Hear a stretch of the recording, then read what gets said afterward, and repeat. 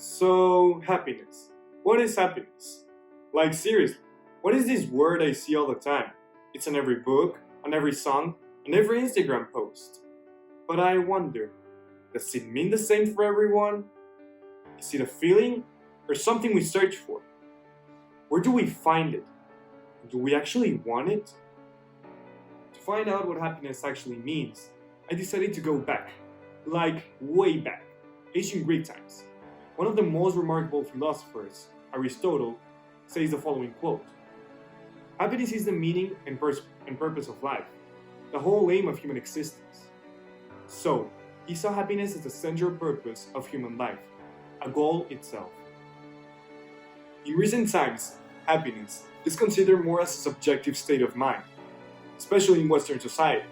For example, when one says one is happy to go out and see their favorite band, or when one is happy to go out with friends. Those momentary feelings are not what Aristotle meant with happiness, at all. What he actually meant was that the pursuit of happiness was an exercise of virtue.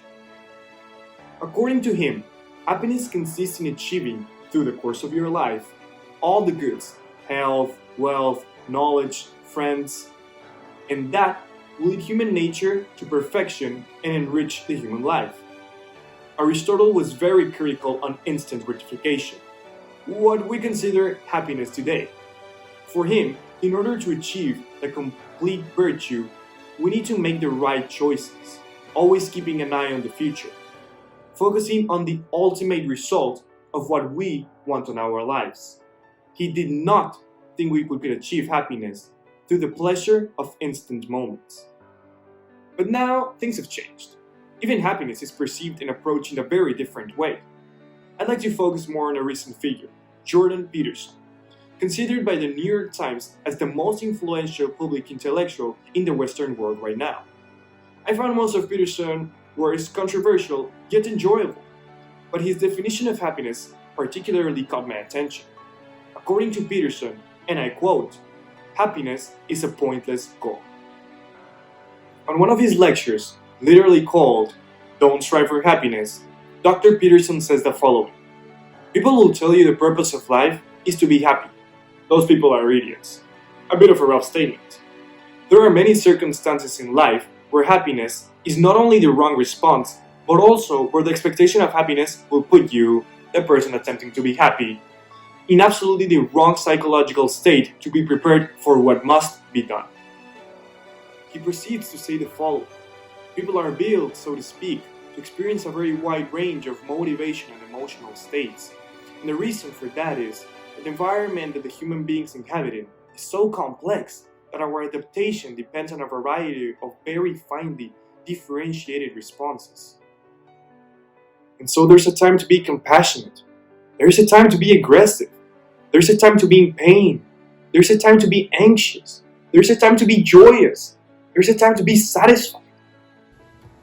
A healthy, well-adapted person has a very wide range of responses, which cannot be boiled down to a single dimension, say happiness versus unhappiness.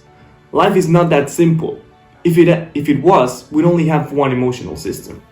Making happiness the focal point in your life trivializes your experiences, because in order to regard anything as truly important, you also have to regard its loss as truly meaningful. This really made sense to me. In order to be open to experience something as truly meaningful, we must be open to experience hurt as well. I don't want to sound pessimistic, but realistic. He says that when he explains to his students that life is about suffering and not happiness, they experience some sort of relief, and so did I. I think it's something we all struggle with, even if we aren't fully aware of it. We know life is hard, and there is so much pressure built upon us by society to live perfect lives and be happy all the time. We shouldn't be ashamed for not being happy 24/7. Peterson doesn't mean he wants us to suffer all the time. It's more than that. He knows that if we keep on living and looking for pleasurable moments, similar to what Aristotle said on instant gratification, then nothing will affect us deep enough to actually enjoy deep enough. And life without depth is by definition shallow, meaningless. And that can only lead us to become resentful, hostile, self-critical, maybe even cruel and destructive. Not happy. Thank you.